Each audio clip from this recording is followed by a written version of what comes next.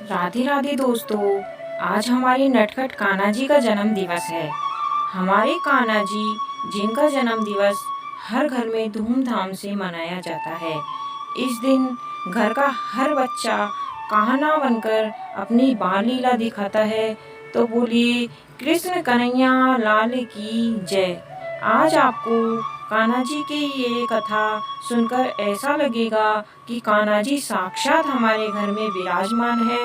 अगर आपने अभी तक कान्हा जी के चैनल को सब्सक्राइब नहीं किया है तो उनके चैनल को सब्सक्राइब करें और उनका आशीर्वाद प्राप्त करें।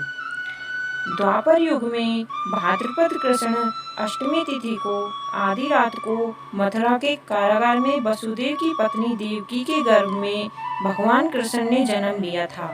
श्री कृष्ण ने बुधवार को रोहिणी नक्षत्र में जन्म लिया था। अष्टमी तिथि को रात्रिकाल अवतार लेने का प्रमुख कारण उनका चंद्रवंशी होना बताया जाता है। श्री कृष्ण चंद्रवंशी चंद्रदेव उनके पूर्वज और बुद्ध चंद्रमा के पुत्र हैं। इसी कारण चंद्रवंश में पुत्रवत्र जन्म लेने के लिए कृष्ण ने बुधवार का दिन चुना। भगवान कृष्ण ने माता देवकी के 8वें संतान के रूप में जन्म लिया था। कृष्ण जी का जन्म मथुरा के मामा कंस के कारागार में हुआ। माता देवकी राजा कंस की बहन थी, इसलिए भाद्रपद कृष्ण अष्टमी तिथि को भगवान श्री कृष्ण का जन्मोत्सव मनाया जाता है। कंस को सत्ता का लालच था।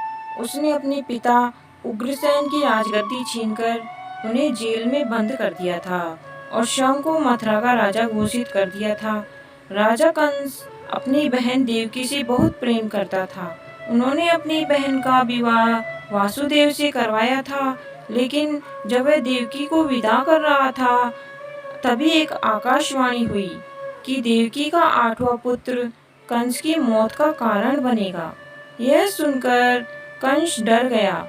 उसने तुरंत अपनी बहन और उनके पति वासुदेव को जेल में बंद कर दिया। उनके आसपास सैनिकों की कड़ी पहरेदारी लगा दी। कंस अपनी मौत के डर से देवकी और वासुदेव की 7 संतानों को मार चुका था। भाद्रपद मास कृष्ण पक्ष की अष्टमी तिथि को रोहिणी नक्षत्र दिन बुधवार की अंधेरी रात में भगवान कृष्ण ने देवकी के 8वें रूप में जन्म लिया। श्री कृष्ण के जन्म लेते ही कोठरी प्रकाशमान हो गई। तब तक आकाशवाणी हुई कि विष्णु जी ने कृष्ण जी के अवतार में देवकी के कोख में जन्म लिया है। उन्हें गोकुल के बाबा नंद के पास छोड़ आए और उनके घर एक कन्या जन्मी। उसे मथुरा लाकर कंस को सौंप दे। भगवान विष्णु के आदेश से वासुदेव जी भगवान कृष्ण को सूप में अपने सिर पर रखकर नंद जी के घर की ओर चल दिए। भगवान विष्णु की माया से सभी पहरेदार सो गए। कारागार के दरवाजे खुल गए। आकाशवाणी सुनते ही वासुदेव के हाथों की हथकड़ी खुल गई। वासुदेव जी ने सूप में बाल गोपाल को रखकर सिर पर रख लिया और गोकुल की ओर चल पड़े। वासुदेव भगवान कृष्ण को लेकर नंद जी के यहाँ सकुशल पहुँच गए और वहाँ से उनकी नवजात कन्या को लेकर वापस आ गए।